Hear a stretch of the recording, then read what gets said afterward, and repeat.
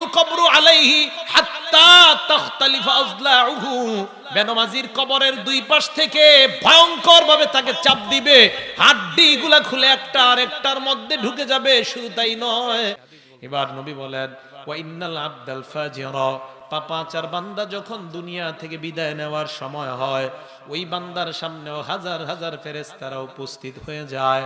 ওই ফেরেশতাদের সাথে কি থাকে? নবী বলেন মাহুমুল মাসু, তাদের সাথে সালার চট থাকে, সালার বস্তা। ওই সালার বস্তা নিয়ে উপস্থিত হয়ে যায়। সুম্মা ইয়াজিউ ইলাইহি মালাকুল মাউত, মৃত্যুর ফেরেশতা তার মাথার কাছে আসে।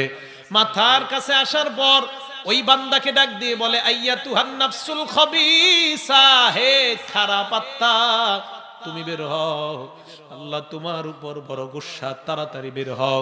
আল্লাহর নবী বলেন কাটা দিয়া শরীরের মধ্যে ঘাই দিলে পশমের গোড়ায় গোড়ায় যেমন আঘাত হয়, ওই বেঈমান আর নাফরমান আর পাপাচারের আত্মাটাও ওইভাবে কষ্ট দিতে দিতে বের করা হবে। বের করার পর ফেরেশতার হাতে যখন আত্মাটা থাকবে, সামনের ফেরেশতারা বলবে সালার বস্তায় আত্মাটা দিয়ে দাও।